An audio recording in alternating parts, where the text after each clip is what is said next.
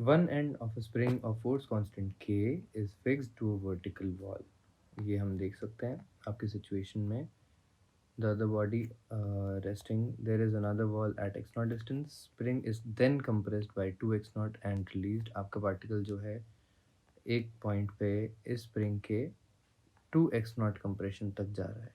ठीक, ये 2x not से यहाँ तक आता है, जो कि एक्चुअली इसका कंप्लीट मोशन नहीं होता। कंप्लीट मोशन के लिए इसको यहाँ से x नॉट आगे जाना पड़ता, बट यहाँ से इंस्टेंटली कोलाइड करता हुआ वापस पीछे आएगा।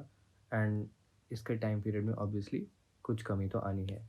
हम जानते हैं कि टाइम पीरियड नॉर्मली इसका होता है 2π√m/k, बट इस पॉइंट पे ये अपना इस डिस्टेंस का पोर्शन या इस पोर्शन को ये कवर कर ही नहीं रहा। ये पोर्शन एकदम से स्किप हो गया।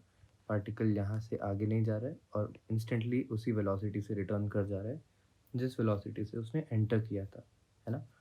तो हम आप इसको इस तरीके से देख सकते हैं कि अगर ये एक पूरा फेज़र होता तो आपको यहाँ पर कौन सा पोर्शन अलाउड नहीं है एक्सेस करना। तो आप देख सकते हो कि भाई ये यहाँ से इस पॉइंट तक पहुँचता है, जंप करता हुआ सीधा इस पॉइंट पे आ जाता है, राइट। ये आप जानते ही हो कि ये 30 डिग्री एंगल होता है जब इसकी value half of the amplitude पे आ जाती है, राइट।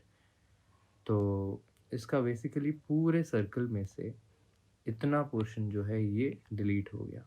अब आपका जो टाइम पीरियड है वो इस टाइम पीरियड में से ऑब्वियसली 1/3 पोर्शन डिलीटेड है and 2/3 of it is remaining.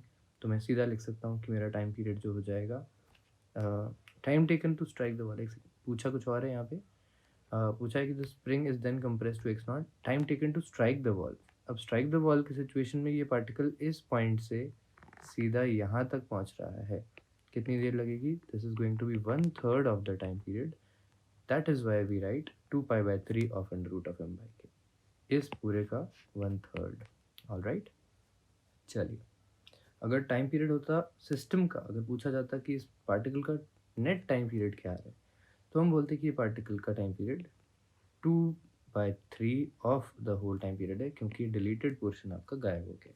ठीक है, चलिए।